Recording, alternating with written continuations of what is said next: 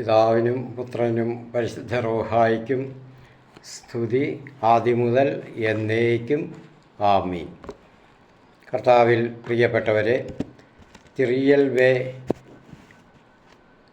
ഇവിടെ നടത്തുന്ന ബൈബിൾ പഠന ക്ലാസ്സാണ്. ക്ലാസ്സിന് ബൈബിൾ പഠനത്തിന് വേണ്ടിയാണ് ഈ ചാനൽ തുടങ്ങിയത്. അത് തന്നെയാണ് ഇപ്പോഴും ചെയ്യുന്നത്. ചിലർക്ക് സംശയം തോന്നാം, ഇങ്ങനെ പൊതുകാര്യങ്ങളാണല്ലോ പറയുന്നത്. ബൈബിൾ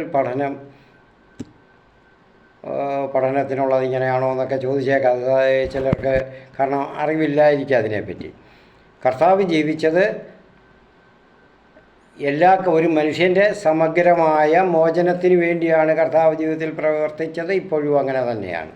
സമഗ്രമായ മോചനം എന്ന് പറയുമ്പോൾ അവൻ്റെ ആത്മീയമായിട്ടുള്ളത് മാത്രമല്ല, ഭൗതികമായിട്ടുള്ള കാര്യങ്ങളിലും അവന് ഇടപെടേണ്ടി വരുന്ന കാര്യങ്ങളിലും വരുന്ന എല്ലാ പ്രതിസന്ധികളിലും എല്ലാം അതിൽ നിന്നും അവന് മോചനം വേണം, സംരക്ഷണം വേണം, അവനെ ഉത്തേജിപ്പിക്കുകയും വേണം സ്വയം പ്രതിരോധിക്കുന്നതിന് വേണ്ടി. അത് ഹിംസാത്മകമായ കാര്യങ്ങളിലല്ല ചില മതങ്ങൾ ചെയ്യുന്നത് പോലെ, ചില സംഘടനകൾ ചെയ്യുന്ന പോലെ, പകരം സ്നേഹത്തിൻ്റേതായ കർത്താവിൻ്റേതായിട്ടുള്ള ആ മാതൃക, സ്നേഹത്തിൻ്റേതായിട്ടുള്ള മാതൃകയാണ്. അതാണ് ക്രൈസ്തവ ദർശനം. അതാണ് ക്രിസ്തു പഠിപ്പിച്ചത്. ദൈവം എന്നാൽ സ്നേഹമാണ്. സ്നേഹം എന്ന് മാത്രമല്ല, ഞാൻ അതിൻ്റെ ഒരു വശം, 5 വശമുണ്ട്. അതിൻ്റെ ഒരു പ്രധാനപ്പെട്ട ഒരു ഭാഗമാണ്, അതിൻ്റെ ഒരു ലക്ഷണമാണ് ദൈവം എന്നാൽ ദൈവത്തിൻ്റെ ലക്ഷണങ്ങൾ. അതിൽ ഒന്നാണ് സ്നേഹം, ഏറ്റവും പ്രധാനപ്പെട്ടത്. അപ്പോൾ നിങ്ങൾ റിയൽ വേ ഇതിൽ കേൾക്കുന്നവർ തീർച്ചയായും നിങ്ങൾ മാത്രമല്ല, നിങ്ങൾ അറിയുന്നവർക്കും മറ്റുള്ളവർക്കും കൂടി ഷെയർ ചെയ്ത് കൊടുക്കുക. അല്ലെങ്കിൽ വിദേശങ്ങളിലുള്ളവർക്കും, ദൂര സ്ഥലങ്ങളിൽ, കേരളം വിട്ട് മറ്റ് സ്ഥലങ്ങളിലുള്ളവർക്കും, ജോലി ചെയ്യുന്നവർക്കും, എല്ലാവർക്കും, അറിയുന്നവർക്കും എല്ലാവർക്കും തന്നെ ഷെയർ ചെയ്ത് കൊടുക്കണം ഈ ലിങ്ക്. അതല്ലെങ്കിൽ ലിങ്ക് ഷെയർ ചെയ്ത് കൊടുക്കേണ്ട. ഇത് real way official Bible study Thomas മീനത്തേതിൽ എന്ന് ടൈപ്പ് ചെയ്ത് കൊടുത്താൽ നമ്മുടെ എല്ലാ പഠനങ്ങളും വീഡിയോകളും കിട്ടും. അതിനു വേണ്ടിയും കൂടെ ശ്രമിക്കണം, മറന്നു പോകരുത്, അത്യാവശ്യമാണ്. എല്ലാവരും അറിയണം. നമ്മൾ കുറച്ച് പേര് മാത്രം അറിഞ്ഞാൽ പോരാ, അതിനും കൂടെ ശ്രദ്ധിക്കണം. അപ്പോൾ ഞാൻ പറഞ്ഞു വന്നത്, നമ്മുടെ ഭൗതികവും ആത്മീയവുമായ മോചനവും ബലവുമാണ് ക്രിസ്തീയ സഭകൾ ലക്ഷ്യമിടുന്നത്. കത്തോലിക്ക സഭയും അങ്ങനെ തന്നെയാണ്, അതിന് മാറ്റമില്ല. ഇന്ന് നമ്മൾ പല പ്രതിസന്ധികളും നേരിടുന്നുണ്ട്. അപ്പോൾ നമ്മൾ ഇതെല്ലാം പൊതുവായിട്ടുള്ള കാര്യങ്ങൾ, ക്രൈസ്തവന് നേരിടേണ്ടി വരുന്ന പല കാര്യങ്ങളും, ഇതെല്ലാം പ്രശ്നങ്ങളും എല്ലാം പഠിച്ചിട്ട് വേണം ബൈബിൾ സ്റ്റഡിയിലോട്ട് പോകാനെന്നാണ് എൻ്റെ പക്ഷം. അതുകൊണ്ടാണ് ഇതെല്ലാം ചെയ്യുന്നത്, ഈ വീഡിയോകളൊക്കെ ചെയ്യുന്നത്. അങ്ങനെ വചനം സ്വീകരിക്കാൻ വേണ്ട വിധത്തിൽ പാകമാക്കണം മനുഷ്യ മനസ്സുകളെ ആകുന്ന ഭൂമി, വയൽ. അവിടെ വിതയ്ക്കപ്പെടുന്ന വിത്തുകൾ മുളച്ച് വളരണമെങ്കിൽ ഉഴുതുമറിച്ച് കഷ്ടകൾ ഉടച്ച് നിരപ്പാക്കി വൃത്തിയാക്കിയിരിക്കണം. എങ്കിലേ ആ വിത്തുകൾ അവിടെ വീഴത്തുള്ളൂ, അത് വേര് പിടിക്കത്തുള്ളൂ, ഫലം ചെയ്യത്തുള്ളൂ. 100 മേനി ഫലം ചെയ്യണമെങ്കിൽ അങ്ങനെ തന്നെ വേണം. നമുക്ക് 100 മേനിയാണ് ഫലം കിട്ടേണ്ടുന്നത്, 30 മേനിയല്ല, 100 മേനിയും കിട്ടണം. അപ്പം അതുകൊണ്ട് ഉഴുത് മറിച്ച് കട്ടകളൊക്കെ ഉടച്ച് നിരപ്പാക്കി അത് കഴിഞ്ഞിട്ട് വചനം ആകുന്ന വിത്ത് വിതയ്ക്കണം. അപ്പം നമുക്ക് നേരിടേണ്ടി വരുന്ന പ്രതിസന്ധികൾ, ഇന്ന് ഈ കാലഘട്ടം എല്ലാത്തരം പ്രതിസന്ധികൾ, എല്ലാ ഭാഗത്തു നിന്നും നമുക്ക് പ്രതിസന്ധികൾ ഉണ്ടാകുന്നുണ്ട്. മറ്റു മതങ്ങളുടെ, സംഘടനകളുടെ, ഭരണാധികാരികളിൽ നിന്ന്, സഹോദര കൂട്ടായ്മകളിൽ നിന്നും, സഭകളിൽ നിന്നും ഒക്കെ നേരിടുന്നുണ്ട് ഒരു കത്തോലിക്കന്. ക്രിസ്തീയ സഭകൾക്ക് പൊതുവായിട്ട് നേരിടേണ്ടി വരുന്ന പല പ്രശ്നങ്ങളുമുണ്ട്. അപ്പോൾ അതിന് നമ്മൾക്ക് ഒരു കൂട്ടായ്മ, ഒത്തൊരുമിച്ചുള്ള ഒരു കൂട്ടായ്മ വേണം. അത് നമ്മൾക്ക് ഉണ്ടാകുന്നില്ല. കാരണം പലരും പല തട്ടിൽ പല വിധത്തിൽ വിഭജിക്കപ്പെട്ട് നിൽക്കുകയാണ്. ക്രിസ്തുവിനെ തന്നെ വിഭജിക്കപ്പെടുകയാണ് നമ്മൾ അതുകൊണ്ട് ചെയ്യുന്നതെന്ന് അറിയുന്നില്ല. എല്ലാവർക്കും ബോധമുണ്ട്, ഒരു നോളജുണ്ട്, പക്ഷേ റിയലൈസേഷൻ ഇല്ല. അതായത് ഒരു തിരിച്ചറിവ്, ആ തിരിച്ചറിവ് നമുക്കുണ്ടാകണം. അങ്ങനെ തിരിച്ചറിവ് ഉണ്ടായെങ്കിൽ മാത്രമേ ഒന്നിക്കാൻ പറ്റുകയുള്ളൂ. ഞാൻ പണ്ട് നിലയ്ക്കൽ പ്രശ്നത്തിൻ്റെ കാലത്ത് 80കളുടെ ആദ്യമാണെന്ന് തോന്നുന്നു. അപ്പോൾ നിലയ്ക്കൽ പ്രശ്നത്തിൻ്റെ കാലത്ത് ഞാനിത് മനസ്സിലാക്കി. എല്ലാവരും ക്രിസ്ത്യാനികളെല്ലാവരും അതിനെതിരെ പ്രതികരിക്കണം, ഒരു കൂട്ടരെ മാത്രം ബാധിക്കുന്നതല്ല. അപ്പോൾ അങ്ങനെ ഞാൻ കുറച്ച് പേരെ, എല്ലാ വിഭാഗങ്ങളിലും പെട്ട കുറച്ച് പേരെ സംഘടിപ്പിച്ചു. അത് ഒരു പ്രവർത്തനം തുടങ്ങി. അതിന് പേരൊന്നും കിട്ടിയില്ല, മനസ്സിലിങ്ങനെ യുണൈറ്റഡ് ക്രിസ്ത്യൻ വെൽഫെയർ ഫോറം എന്നുള്ള രീതിയിലായി. അങ്ങനെയുള്ളൊരു പേര് മനസ്സിലുണ്ടായിരുന്നു. അപ്പോൾ അതിനെ നമ്മുടെ ഞങ്ങളുടെ സ്ഥലത്ത് കേരളത്തിലെ പ്രബലമായ, തെക്കൻ കേരളത്തിലും മധ്യ കേരളത്തിലുമൊക്കെ പ്രബലമായ ഒരു സഭയുടെ ഉള്ള അംഗമായ, കടമ്പനാട് ഏരിയയിൽ അംഗമായ ഒരു യുവാവ് എൻറോൾ ചെയ്തിട്ട് 3-4 വർഷമായിരുന്നു, വക്കീലായിരുന്നു. അപ്പോൾ അദ്ദേഹത്തെയും കൂടെ കൂട്ടുപിടിച്ച് ഞാൻ പറഞ്ഞു, നമുക്ക് ഇങ്ങനെ ഒന്നിച്ചൊന്ന് പ്രവർത്തിക്കണം, നമുക്കൊരു വേദി വേണം. അതുകൊണ്ടല്ലേ ഇതൊക്കെ ഉണ്ടാകുന്നത്. ഇതിനു വേണ്ടി ചോദിക്കാനും പറയാനും ആരും ഇല്ലാതെ വരുന്നല്ലോ. നമുക്കതിൽ കൂട്ടായ ഒരു വേദി ഉണ്ടാകണമെന്ന് പറഞ്ഞ് ചെയ്തു. കുറച്ച് നാളങ്ങനെ മീറ്റിങ്ങൊക്കെ കൂടും, അങ്ങനെ തീരുമാനിച്ചു. അങ്ങനെ പലതും മുന്നോട്ട് പോവുകയാണ്. ആരും പുറകോട്ടില്ല. എല്ലാ വിഭാഗങ്ങളിലും മിക്കവാറും എല്ലാ വിഭാഗങ്ങളിലും പെട്ടവരുണ്ടായിരുന്നു. അപ്പോൾ ഒരു ദിവസം ഞാൻ പറഞ്ഞു, ഇനി നമ്മൾ മുന്നോട്ട് പോയി പ്രവർത്തിക്കേണ്ട സമയമാണ്. നമുക്ക് തന്നെ ഒരു ബോധം ഉണ്ടായിക്കഴിഞ്ഞു, പ്രവർത്തിക്കേണ്ടുന്ന സമയമായി. അവിടെ നമ്മൾ പ്രവർത്തിക്കണം. അതിന് നിങ്ങൾ ചെയ്യേണ്ടുന്ന പ്രധാനം ചെയ്യുന്ന കൂട്ടായ്മകളിലോ സഭകളിലോ ഒക്കെ ഇടപെട്ട് അച്ഛന്മാരോടും പാസ്റ്റർമാരോടും അവരോടും എല്ലാവരോടും പറഞ്ഞ് അതിന് അനുവാദം വാങ്ങിച്ച് നമ്മൾ അനുവദിക്കണം, അവരെയും കൂടെ ഉൾപ്പെടുത്തണം.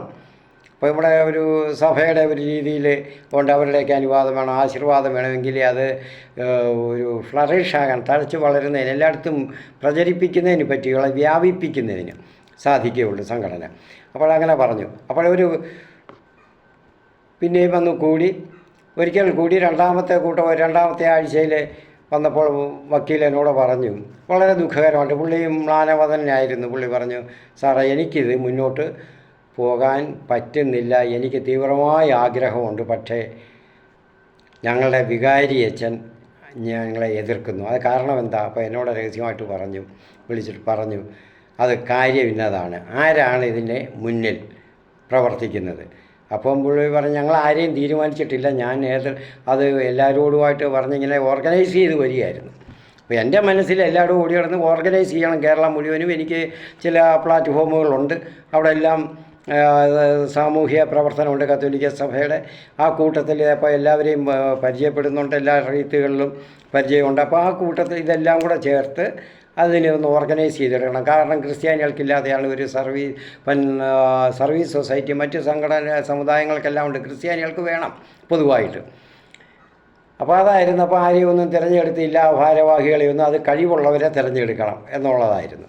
അപ്പോൾ അതിനു മുൻപേ അവരുടെ വികാരി അച്ഛൻ, കടുത്ത മലങ്കര കത്തോലിക്ക വിരോധിയായിരുന്ന ഒരച്ഛന്, അവരുടെ അസൂയയും ഈർഷ്യയും ഉണ്ടായിരുന്ന ഒരു വൈദികനാണെന്ന് എനിക്കപ്പോൾ മനസ്സിലായി. അദ്ദേഹം പറഞ്ഞു,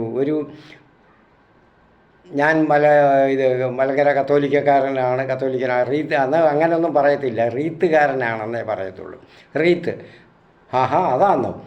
ചിലങ്ങ് ചൂടായോ? ഒരു റീത്തുകാരൻ്റെ കീഴിൽ അതിൻ്റെ കൂടെ പ്രവർത്തിക്കാനാണോ?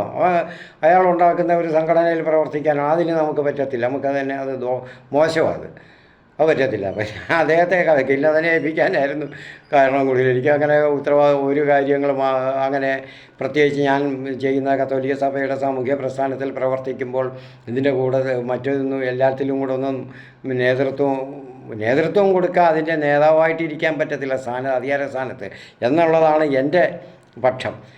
പക്ഷെ അവരതങ്ങ് തീരുമാനിച്ചു അങ്ങനെ ആയിരിക്കും, അതുകൊണ്ട് പ്രയാസം വന്നത്. അപ്പോൾ അങ്ങനെ ഞാൻ മറ്റുള്ളവരോടും പറഞ്ഞപ്പം ഞങ്ങൾക്ക് ആഗ്രഹമുണ്ട്. ഞാൻ പറഞ്ഞ് അങ്ങനെ ഉണ്ടെങ്കിൽ അദ്ദേഹത്തെ ഞാനൊരു വലിയ സ്ഥാനത്ത് കണ്ടിരുന്നു.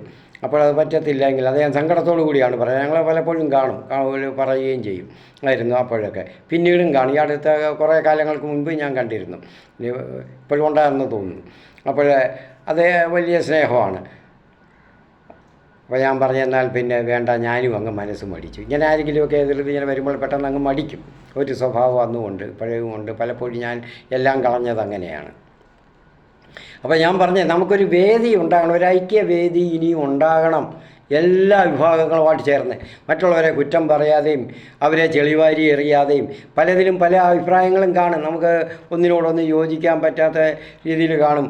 അത് പൊതുവായിട്ടുള്ള പ്രാർത്ഥനകളും ഒക്കെ മതിയെന്ന് വയ്ക്കണം. അങ്ങനെയുള്ള കൂടുമ്പോൾ അതിന് ഒരു കിട്ടുന്ന അവസരമൊന്നും പാഴാക്കാതെ മറ്റുള്ളവരെ മോശമായിട്ട് ചിത്രീകരിക്കുന്ന പരിപാടികളൊന്നും വേണ്ടാന്ന് വയ്ക്കണം. എല്ലാവരും കൂടെ ഒന്നിച്ചു കൂടണം. ആവശ്യം വരുമ്പോൾ എല്ലാവരും ഒന്നാണെന്ന് അറിയണം. മറ്റ് സമുദായങ്ങളെല്ലാം അങ്ങനെയാണ്. അപ്പോൾ ഇതില്ലാത്ത ഒരു സമുദായം എന്ന് പറയുന്നത് ക്രിസ്തീയ സമുദായമാണ്, ക്രിസ്തീയ സമൂഹമാണ്. അപ്പോൾ ഇത് നമുക്കുണ്ടാകണം. ഈ അടുത്ത കാലത്ത് ഞാൻ പറയാൻ വന്നത്, ഇപ്പോൾ ഞാൻ ചിന്തിച്ചത്, മോഹൻ ഭാഗവത് RSSൻ്റെ സംഘചാലകൻ്റെ ഇതാണെന്ന് തോന്നുന്നു. അതിൻ്റെ ഒരു വേദിയിലാണ് അദ്ദേഹം പറഞ്ഞത്, നമുക്ക് ഓരോ മതക്കാരെയും വിമർശിച്ച് അദ്ദേഹം പറഞ്ഞു വന്ന് ഭാരതത്തിൻ്റെ ബഹുസ്വരത നശിപ്പിക്കുകയാണ് ചെയ്തത്. കാര്യം ശരിയാണ്. വരുന്ന മതക്കാരെല്ലാം ക്രിസ്ത്യൻ മതക്കാരാദ്യം വന്നു, അവരെയും ഭാരതം സ്വീകരിച്ച് തുറന്ന മനസ്സോടെ എല്ലാവരെയും സ്വീകരിച്ചു. ഇസ്ലാം മതം വന്നപ്പോഴും അതിൻ്റെ അവരുടെ ഗൂഢതന്ത്രങ്ങളൊന്നും മനസ്സിലാക്കാതെ അവരെയും സ്വീകരിച്ചു. അതുപോലെ തന്നെ അതിനെ വളർത്താനും എല്ലാം മുൻപിലുണ്ടായിരുന്നു. ഭരണാധികാരികളും എല്ലാ ആദ്യകാലത്തെ രാജാക്കന്മാരെല്ലാവരും ഉണ്ടായിരുന്നു. എല്ലാം പറഞ്ഞിട്ട് അവസാനം അദ്ദേഹം മറ്റുള്ളവരെയൊക്കെ പറഞ്ഞ് ക്രിസ്തു മതത്തെയും തൊട്ടു. അദ്ദേഹം പറഞ്ഞത്, ക്രിസ്തു മതത്തിലെ മിഷണറിമാരും ആരും വിളിക്കാതെ ഇങ്ങോട്ട് വന്ന് കയറി ഇവിടെയൊക്കെ അങ്ങ് നന്നാക്കുമായിരുന്നു. നന്നാക്കി ഇവിടുത്തെ ജാതി വ്യവസ്ഥ ഇല്ലാതാക്കി. ജാതി വ്യവസ്ഥ ഇല്ലാതായപ്പോൾ ബഹുസ്വരത നിന്നു. അപ്പോൾ അത് തന്നെ ഒരു അശുഭമായിട്ട് ഇപ്പോഴും നിലനിൽക്കുകയാണ്. അതാണ് നാനാത്വത്തിൽ ഏകത്വം എന്ന് പറയുന്നതെന്ന്. പ്രിയപ്പെട്ടവരെ, എന്തൊരു വിഡ്ഢിത്തമാണ്, എന്തുവാ അത്, വിരോധാഭാസമാണ്. ഇവിടെ മിഷണറിമാർ വന്നില്ലായിരുന്നെങ്കിൽ ഇന്നത്തെ ഭാരതം ഇന്നിങ്ങനെ ഉണ്ടാകുമായിരുന്നു. ബ്രിട്ടീഷുകാരിവിടെ ഭരിക്കാൻ വന്നു, അദ്ദേഹം പറഞ്ഞത് ശരിയാണ്. അവർ വന്നു ഭരിച്ചു. അവർ ക്രിസ്ത്യാനികളാണെന്ന് അറിയപ്പെടുന്നവരായിരുന്നു. അതിൻ്റെ കൂട്ടത്തിൽ അവരുടെ മറവിൽ അവർ വന്നു ഇവിടെ മതം വളർത്താൻ വേണ്ടി വന്നു എന്നുള്ളതാണ്. അങ്ങനെ മതം വളർത്താൻ രണ്ടുപേരും കൂടെ കൂട്ടി ഭരണവും അന്നത്തെ ക്രിസ്ത്യൻ ഭരണകൂടവും മിഷണറിമാരും കൂടെ യോജിച്ചിരുന്നെങ്കിൽ ഭാരതത്തിൽ മറ്റു മതക്കാരും ഉണ്ടാകുമായിരുന്നില്ല. അതെല്ലാവർക്കും അറിയാം. ചരിത്രം പഠിക്കുന്നവർക്ക് എല്ലാവർക്കും, പഠിച്ചവർക്കും എല്ലാം അറിയാം. അതിനുള്ള ബോധ്യമുണ്ട്. അങ്ങനെ നിർബന്ധിച്ച് ഇപ്പോൾ ഇസ്ലാം മതം ചെയ്യുന്നത് പോലെ, ഉദാഹരണത്തിന് തുറന്ന് പറയാമല്ലോ, എല്ലാവർക്കും അറിയുന്ന, എല്ലാവരും ചർച്ച ചെയ്തുകൊണ്ടിരിക്കുകയാണ്, ചെയ്യുന്നതുപോലെ നിർബന്ധിച്ച് ആരെയും ആയുധങ്ങൾ കാട്ടി പേടിപ്പിച്ച് ആയുധങ്ങൾ ഉപയോഗിച്ച് അവരെ ഉന്മൂലനം ചെയ്തു ഒന്നും മതം വളർത്താൻ ഇവിടെ ശ്രമിച്ചില്ല. അപ്പോൾ എന്നിട്ട് പറയുന്നത്, അവർക്ക് ആകർഷകമായ രീതിയിൽ അവരെ പ്രചോദിപ്പിച്ചു എന്നാണ് മതം വളർത്തുന്നതിന്, ഇവിടെ ക്രിസ്തു മതം പടുത്തുയർത്തുന്നതിന് വേണ്ടിയാണ്. ആഹാരം കൊടുത്തു, ശരിയാണ്. വിദ്യാഭ്യാസം കൊടുത്തു, ശരിയാണ്. തുണി ഉടുക്കണമെന്ന് അവരെ പഠിപ്പിച്ചു, ശരിയാണ്. അവകാശമുണ്ട്. മറ്റു മനുഷ്യരെ പോലെ ഈ ഉന്നത ജാതരെന്ന് നിർദ്ദേശിച്ച് കരുതി, ഉന്നത കുലമെന്ന് കരുതി മാറ്റി ഉയർത്തി വെച്ചിരിക്കുന്ന ചില ജാതികളുണ്ട്, സമുദായങ്ങളുണ്ട്. അപ്പം അവർക്ക് മാത്രമായിരുന്ന ഈ വക കാര്യങ്ങളൊക്കെ, വിദ്യാഭ്യാസം, വസ്ത്രം, അവകാശങ്ങൾ, ജീവിതം, ഇതെല്ലാം മനുഷ്യ എന്നുള്ള ഒരു സ്റ്റാറ്റസ്, പരിഗണന, ഇതൊന്നും ഇല്ലാതിരുന്ന ഇവർക്ക് ഇതെല്ലാം ഉണ്ടാക്കി കൊടുത്തു. ശരിയാ, ഇപ്പോഴും അങ്ങനെയാണ്. അത് കുറ്റമായിട്ടാണ് പറയുക. അതുകൊണ്ട് ഇവിടുത്തെ ബഹുസ്വരത നിന്നുപോയി. അല്ലെങ്കിൽ അതൊരു ചന്തമായിരുന്നു. കാരണം പല വിധത്തിൽ എന്തൊരു മൗഢ്യമാണ് അത് പറയുന്നത്. കേട്ടപ്പോൾ ആരെയും പ്രതികരിച്ച് കണ്ടില്ല. അതുകൊണ്ടാണ് ഞാനത് ഇപ്പോൾ ആദ്യമേ പറയാമെന്ന് വെച്ചത്. ആ പ്രതികരിക്കേണ്ടത് നമ്മുടെ കടമയാണ്. നമ്മളെ പ്രാർത്ഥിക്കണം ഇങ്ങനെയുള്ളത്. അദ്ദേഹം ഇച്ചിരി മയപ്പെടുത്തിയാണ് പറഞ്ഞത് കാര്യങ്ങൾ. കാരണം അദ്ദേഹത്തിനും അറിയാം, ഈ എല്ലാവരും പഠിച്ചതും വളർന്നതും എല്ലാം മനുഷ്യരായതും തുണി ഉടുക്കാൻ തുടങ്ങിയതും എല്ലാം ഇവിടെ ക്രിസ്ത്യൻ മിഷണറിമാർ വന്നതുകൊണ്ടാണ് ഈ ഹീനജാതിക്കാരെന്ന് പറയുന്നത്, താഴ്ന്ന ജാതിക്കാരായിട്ട് പുറന്തള്ളിയിരുന്ന കുറച്ച് ജാതികൾ, സമുദായങ്ങൾ, അതൊന്നും അവരിപ്പോഴും ഓർമ്മിക്കുന്നില്ല. ക്രിസ്ത്യൻ മിഷണറിമാർ വന്ന് ഇതെല്ലാം തുടങ്ങിയതുകൊണ്ടാണ്, അവരെ പഠിപ്പിച്ചതുകൊണ്ടാണ്. ഇപ്പോഴും ചെയ്യുന്നത് അങ്ങനെയാണ്. അവരുടെ ആവശ്യത്തിന് തള്ളി മാറ്റി നിർത്തിയിരിക്കുന്ന, അവിടെയൊക്കെ ഇന്ത്യയിലെല്ലാം കേരളം കഴിഞ്ഞാൽ പല ഭാഗത്തും മാറ്റി നിർത്തിയിരിക്കുന്ന ചില മനുഷ്യരെ, അവരുടെ സമുദായങ്ങളെ മനുഷ്യരാക്കി മാറ്റുന്നു എന്ന് ഉള്ളത് അവർക്കിപ്പോഴും സഹിക്കാൻ പറ്റുന്നില്ല. അവിടേക്ക് ഇന്ത്യയിലോട്ടൊക്കെ ഒട്ടും സാധിക്കുന്നില്ല. ഭൂവുടമകൾക്കും അങ്ങനെ ഉന്നത ജാതർക്ക് എന്ന് പറയുന്ന ആ സമുദായങ്ങൾക്ക് അവർക്ക് സഹിക്കത്തില്ല. അവർക്ക് മാത്രം മുകളിലടിക്കണം. അവരുടെ അടിയാങ്ങളായിട്ട് താഴെ നിന്ന് ജോലി ചെയ്യുന്നവരും അവരെ അനുസരിക്കുന്നവരും അവർക്ക് വേണ്ടി ജീവൻ കളയുന്നവരും ആയിരിക്കണം ബാക്കിയുള്ളവർ. അവരെ ഉദ്ധരിക്കാൻ ശ്രമിക്കുന്നവരെയൊക്കെ അവർ അങ്ങനെ ചെയ്യും. ചില ഭരണകൂടങ്ങളും അങ്ങനെയുണ്ട്. ഇപ്പോഴും വടക്കേ ഇന്ത്യയിലും ഛത്തീസ്ഗഡിൽ അവിടെയൊക്കെ ആ ഭാഗത്തെ മധ്യ ഇന്ത്യയുടെ ആ ഭാഗങ്ങളിലും എല്ലാം വടക്ക് കിഴക്കൻ സംസ്ഥാനങ്ങളിലും എല്ലാം ഇത് നടക്കുന്നു. ഭരണാധികാരികളുടെ തന്നെ ഒത്താശയോടെ ഭരണാധികാരികളെ അല്ലെങ്കിൽ മുകളിൽ നിന്നും ഈ സമുദായ സംഘടനകൾ സ്വാധീനിച്ച് അങ്ങനെ തന്നെ നടത്തുന്നു. ഇപ്പോഴും ജയിലിലുണ്ട് വൈദിക, കത്തോലിക്ക സഭയിലെ വൈദികരുണ്ട്, കന്യാസ്ത്രീകളുണ്ട്, സുവിശേഷകരുണ്ട്, മിഷണറിമാരുണ്ട്, മറ്റ് ക്രിസ്ത്യൻ വിഭാഗങ്ങളിലെ മിഷണറിമാരുണ്ട്, സമർപ്പിതരുണ്ട്. സമർപ്പിതരെന്ന് ഞാൻ പറയുന്നത് എപ്പോഴും ഉദ്ദേശിക്കുന്നത് അൽമായരാണെങ്കിലും അവർ മറ്റ് വൈദികരോ സന്യസ്തരോ ഒന്നും അല്ലെങ്കിൽ തന്നെയും യേശുവിന് വേണ്ടി, ക്രിസ്തുവിന് വേണ്ടി, ക്രിസ്തുവിനെ പ്രതിഷ്ഠിച്ചുകൊണ്ട് അവർ സാധുജന പരിപാലനത്തിന് വേണ്ടി ഇറങ്ങിത്തിരിക്കുന്നവരാണ്. അവർക്ക് ദൈവത്തെ കാണിച്ചു കൊടുക്കും, എന്നാലും അവരുടെ അവശതകൾ പരിഹരിക്കുന്നതിന് വേണ്ടി ഇറങ്ങി തിരിച്ചിരിക്കുക, അവരുടെ ജീവിതം അതിനുവേണ്ടി സമർപ്പിച്ചിരിക്കുന്നവരാണ് സമർപ്പിതരെന്ന് പറയേണ്ടത്. എല്ലാം അങ്ങനെ തന്നെയാണ്. അതുകൊണ്ട് ഞാനത് തന്നെയാണ് പറയുന്നത്. മറ്റേ സമർപ്പിതരെന്ന് പറയുമ്പോൾ ചിലപ്പോൾ ചിലർ വിചാരിക്കും സന്യാസിനികളെയാണെന്ന്, അത് കന്യാസ്ത്രീകളെയാണ്. അല്ല, സന്യസ്തർ എന്ന് പറയുമ്പോൾ അത് സന്യാസ വൈദികരുമാകാം, അത് പുരുഷന്മാരുമാകാം. അതുപോലെ തന്നെ സന്യാസിനി സഭകളിൽ പെടുന്ന സന്യാസിനികൾക്കും ആകാം, ബഹുമാനപ്പെട്ട സിസ്റ്റേഴ്സുമാണ്. അത് രണ്ടും കൂടാണ്. സമർപ്പിതരെന്ന് പറയാൻ എവരെയാണ് ഉദ്ദേശിക്കേണ്ടത്? സമർപ്പിതരെന്ന് പറയുമ്പോൾ സുവിശേഷ രംഗത്തും സാധുജനങ്ങൾക്ക് വേണ്ടിയുള്ള സേവന ശുശ്രൂഷ രംഗങ്ങളിലും പ്രവർത്തിക്കുന്നവരെല്ലാം സമർപ്പിതരാണ്. അൽമായർ. അവർക്കതിൽ വേറെ ഒരു പേര് കൊടുത്ത് അവരെ മാറ്റി നിർത്തണ്ട.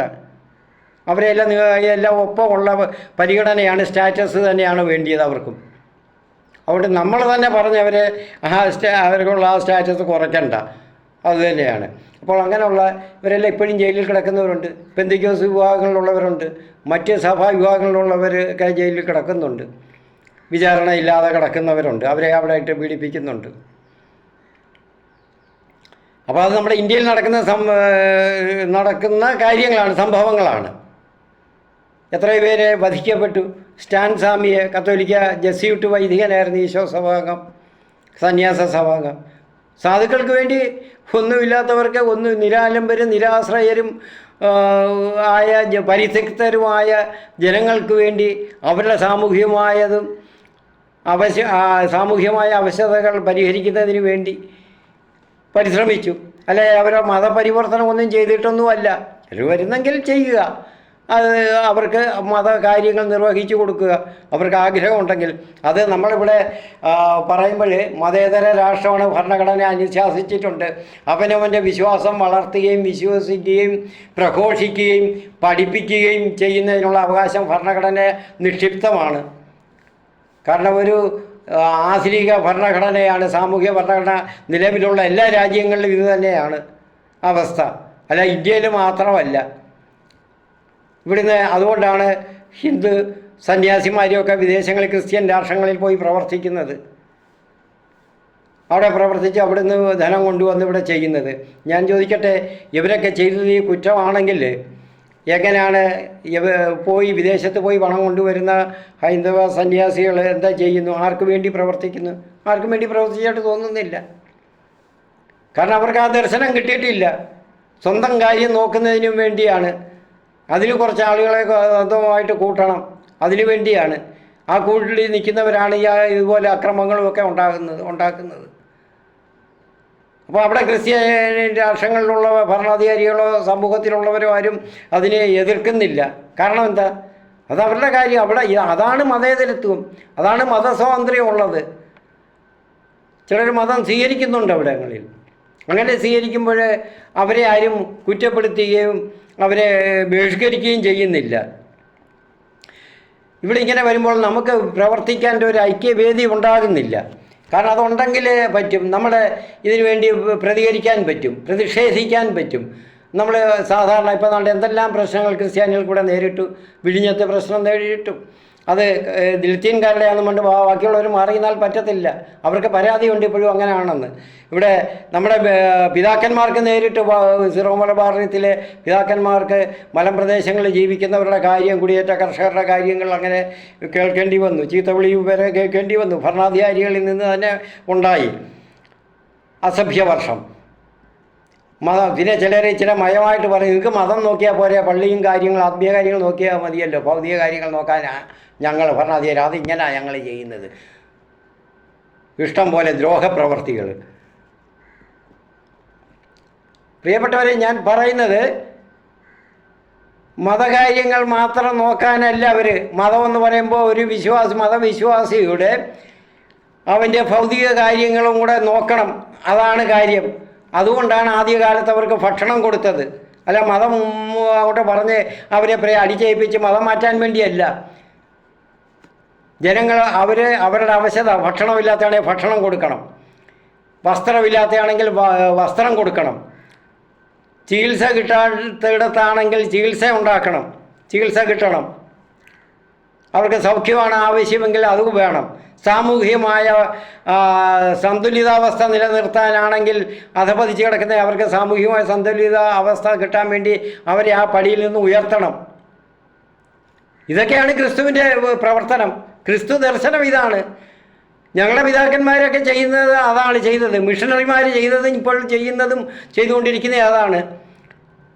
ഞങ്ങളുടെ പിതാക്കന്മാർ, പിതാക്കന്മാരെന്ന് പറയുമ്പോൾ അവർ ചെയ്യേണ്ടുന്നത് അവരുടെ കടമയാണ്, അത് അവരുടെ ഡ്യൂട്ടിയാണ്. ഇല്ലെങ്കിൽ അവരുടെ ഡ്യൂട്ടിയല്ല. അവിടെ കിടന്ന് സുഷുപ്തിയിലാണ്ട് അവിടെ ഇരിക്കാനല്ല അവരുടെ ഡ്യൂട്ടി. ആ പദവിയിലായിരിക്കുന്നത് അതിനല്ല. ആത്മീയ മക്കളുടെ എല്ലാവിധമായ ബഹുമായ നാനാവിധമായ എല്ലാ ഉയർച്ചയ്ക്കും അവർ ലക്ഷ്യമിടണം. അവർ വഴി കാട്ടി കൊടുക്കണം, ഉപദേശങ്ങൾ കൊടുക്കണം. ചിലപ്പോൾ ഇറങ്ങേണ്ടി വരും, അവരും കൂടെ ഇറങ്ങണം. കാരണം എന്താ? പിതാക്കന്മാരാണ്, ഞങ്ങൾ മക്കളാണ് ബാക്കിയുള്ളവർ.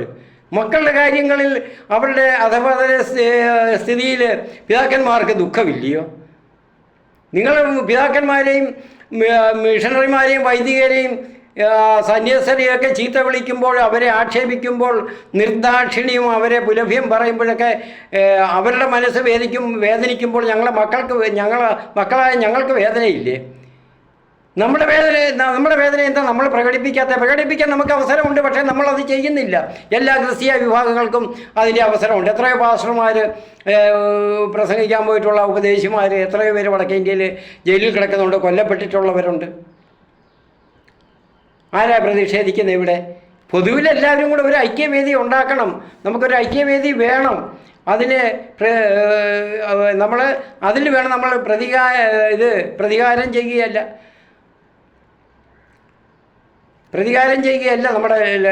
നമ്മുടെ ലക്ഷ്യം. അത് നമ്മളെ പഠിപ്പിച്ചിട്ടില്ല ആ വഴി. യേശുദേവൻ, യേശുക്രിസ്തു, നമ്മുടെ ഗുരുവും നമ്മുടെ നേതാവുമായവൻ നമ്മളെ പഠിപ്പിച്ചത് സ്നേഹം കൊണ്ട് അവരെ കീഴടക്കുക എന്നുള്ളതാണ്. സ്നേഹം കൊണ്ടാണ് അവരെ സ്നേഹിക്കുക, അവർക്ക് വേണ്ടി ചെയ്യുക. റാണി മരിയയെ ഏതാണ്ട് കൊന്നു, എന്നിട്ട് അയാളെ ഏതെങ്കിലും ക്രിസ്ത്യാനി അയാളെ ദ്രോഹിച്ചു. അവർ റാണി മരിയ സിസ്റ്ററുടെ സന്യാസിനിയുടെ കുടുംബക്കാർ, അപ്പനും അമ്മയും ആ കുടുംബത്തിലുള്ളവരും പോലും അവന് നല്ല സ്വീകരണം കൊടുത്തു. അവനെ സ്നേഹിക്കുകയാണ് ചെയ്തത്. ഇതാണ് ഞങ്ങളെ ക്രിസ്തു പഠിപ്പിച്ചത്. ഇങ്ങനെയാണ് സ്നേഹിക്കുന്നത്. അല്ലാതെ വാളെടുത്ത് ഞങ്ങളാരും ഒന്നും ചെയ്യത്തില്ല. ചില സമുദായങ്ങളെ പോലെ തോക്കെടുത്ത് ഒന്നും ചെയ്യാൻ പോകുന്നില്ല. അതുകൊണ്ട് പ്രിയപ്പെട്ട ഹൈന്ദവ വിശ്വാസികളെ, സഹോദരങ്ങളെ, നിങ്ങളെ എല്ലാവരെയും കാണുന്നത് ഞങ്ങൾ അങ്ങനെയാണ്. നിങ്ങളാരും ഞങ്ങളോട് ഈർഷ്യ കാണിച്ചിട്ട് കാര്യമില്ല. എല്ലാവരെയും ഉയർത്താനേ സാധിച്ചിട്ടുള്ളൂ. ഇന്ന് നിങ്ങളെല്ലാവരും തന്നെ പഠിച്ചതും ഈ മനുഷ്യരുടെ കൂട്ട് നടക്കുന്നതും എല്ലാം അങ്ങനെയാണ്. ചിലർക്ക് മാത്രമേ മനുഷ്യരുടെ സ്റ്റാറ്റസ് ഉള്ളായിരുന്നു അന്ന്. ഇവിടെ ഇല്ലായിരുന്നു. ഇപ്പോഴും അങ്ങനെ അനുഭവിക്കുന്ന ചില സ്ഥലങ്ങളുണ്ട്. ഇന്ത്യയിൽ കേരളം വിട്ട് കഴിഞ്ഞാൽ എല്ലായിടത്തും അങ്ങനെയൊക്കെ തന്നെയാണ്, ഉൾഗ്രാമങ്ങളിലോട്ടൊക്കെ പോയാൽ. അതുകൊണ്ട് ഇതിനു വേണ്ടി പ്രതികരിക്കുന്നത് എങ്ങനെയാണ്, ആരാണ് പ്രതികരിക്കുന്നതെന്നായിരിക്കും ബാക്കിയുള്ളവർ ചിന്തിക്കേണ്ടുന്നത്. നമുക്ക് നമ്മുടെ ഓരോ വിഭാഗങ്ങൾ, ക്രൈസ്തവ വിഭാഗങ്ങളും നമുക്ക് യുവജന പ്രസ്ഥാനങ്ങളില്ലേ, നമുക്ക് വേണ്ടി പ്രവർത്തിക്കുന്ന സംഘടനകളില്ലേ, ആത്മായ സംഘടനകളുണ്ട്. അങ്ങനെയുള്ള മുതിർന്നവർക്ക് വേണ്ടിയുള്ള ഓരോ സംഘടനകളുണ്ട്. കത്തോലിക്ക കോൺഗ്രസ് എന്നും പറഞ്ഞുകൊണ്ടൊന്നുണ്ട് കത്തോലിക്കർക്ക്. പിന്നെ നമുക്ക് ഇത് യുവജന പ്രസ്ഥാനങ്ങളുണ്ട്. മലങ്കരയിലാണ് MCA ഉണ്ട്. ആരാ പ്രതികരിച്ചത്? എന്തോ ചെയ്തു? പ്രിയപ്പെട്ടവരെ, നമ്മുടെ ആരാധനാലയങ്ങൾ ഒരു വാച്ച് ടവർ ആയിരിക്കണം. സാധാരണ വാച്ച് ടവർ എന്ന് പറയുമ്പോൾ വരാവുന്ന ആപത്തുകളെ ചുറ്റിൽ വരുന്ന ഇനി എന്താണെന്നുള്ളതൊക്കെ പ്രത്യേകിച്ച് അറിയേണ്ടുന്ന ഓരോ വാച്ച് ടവറായി നമ്മൾ രൂപപ്പെടുത്തണം.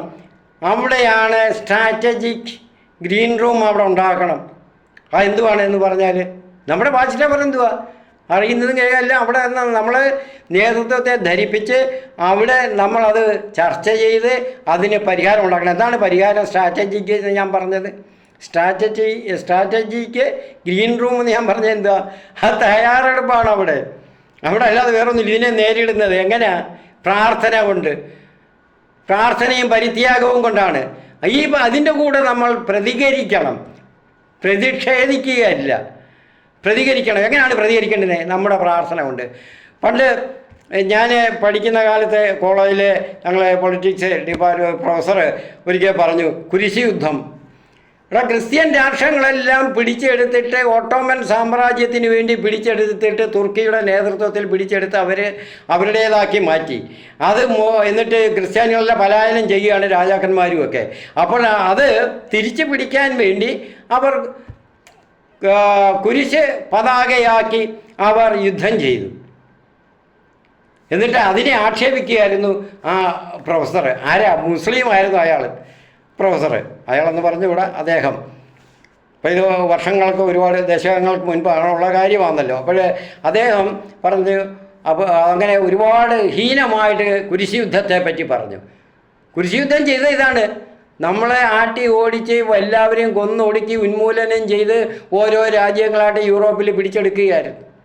അത് തിരിച്ചു പിടിക്കാൻ വേണ്ടി രക്ഷപ്പെട്ട രാജാക്കന്മാരും ബാക്കിയുള്ളവരുമൊക്കെ അതിനുവേണ്ടി പ്രാർത്ഥനയും പരിത്യാഗവുമായിട്ട് ഇരുന്നാൽ മാത്രം പോലെ അതിനുവേണ്ടി നമ്മൾ യുദ്ധം ചെയ്യണം.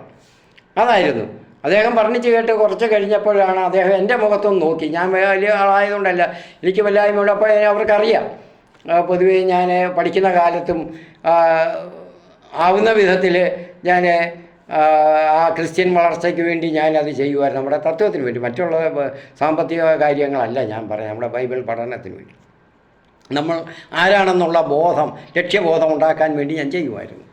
അപ്പോൾ അദ്ദേഹം എൻ്റെ മുഖത്ത് നോക്കിയിട്ട് പെട്ടെന്ന് അങ്ങ് നിർത്തി. പിന്നെ ആ വർണ്ണനയെ അങ്ങ് നിർത്തി, കുരിശ് യുദ്ധത്തിൻ്റെ. അപ്പോൾ നമ്മൾ പറയുന്നത്, അപ്പോൾ അതുപോലല്ല നമ്മൾ ഇവിടെ ചെയ്യുന്ന യുദ്ധത്തിനല്ല, കുരിശ് യുദ്ധമല്ല. ഇവിടെ തോക്കെടുക്കുന്നില്ല, വാളെടുക്കുന്നില്ല, ആയുധങ്ങൾ. നമ്മുടെ ആയുധം എന്തുവാ? ഇന്ന് ജപമാലയാണ്. ഒരു കത്തോലിക്കൻ്റെ ആയുധം ജപമാലയാണ്. അതാണ് ഞാൻ പറഞ്ഞ സ്ട്രാറ്റജിക്ക് ഗ്രീൻ റൂം. അവിടെ ഗ്രീൻ റൂം എന്ന് പറഞ്ഞാൽ അതിൻ്റെ തയ്യാറെടുപ്പുകൾ, അതെല്ലാം ഒരുക്കങ്ങളൊക്കെ ചെയ്യുന്നത് അവിടെ ചെയ്യുക. ആ ജപമാല പ്രാർത്ഥന അവിടെ നമ്മുടെ ഓരോ ദൈവാലയങ്ങളും വാച്ച് ടവർ ആക്കിക്കൊണ്ട് എന്തൊക്കെയാണ് വരാൻ പോകുന്ന, നമുക്കെതിരെ വരാൻ പോകുന്ന നാശങ്ങൾ എന്ന്, എവിടുന്നൊക്കെയാണ് ആക്രമണങ്ങൾ എന്ന് മനസ്സിലാക്കിക്കൊണ്ട് നമ്മുടെ ആയുധങ്ങൾ, വെപ്പൺ, ജപമാല, പ്രാർത്ഥന, അത് നമ്മൾ രൂപം കൊടുക്കണം, അത് ചെയ്യണം. എങ്ങനെയാണ് ചെയ്യേണ്ടത്? പള്ളിക്കകത്തിരുന്നു കൊണ്ടല്ല. നമ്മുടെ പള്ളി സ്ഥിതി ചെയ്യുന്ന, ആരാധനാലയം സ്ഥിതി ചെയ്യുന്ന സ്ഥലത്ത് നിന്ന് നമ്മുടെ ജംഗ്ഷനിലേക്ക് എന്തുമാത്രം ദൂരമുണ്ട്? ആ ജംഗ്ഷനിലേക്ക് പോകണം. ജപമാല ഉയർത്തിപ്പിടിച്ച് കൊണ്ട് പ്രാർത്ഥിച്ചുകൊണ്ട്, ഇതാണ് നമ്മുടെ പതാക. അവിടുന്ന് കുരിശുമുട്ടിൽ വരെ പോകാം, കുരിശ് പള്ളി വരെ. അവിടെയും ചെയ്തിട്ട് തിരിച്ച് ദേവാലയത്തിൽ വന്ന് ആ കാര്യം നമുക്ക് അത് കൺക്ലൂഡ് ചെയ്യണം.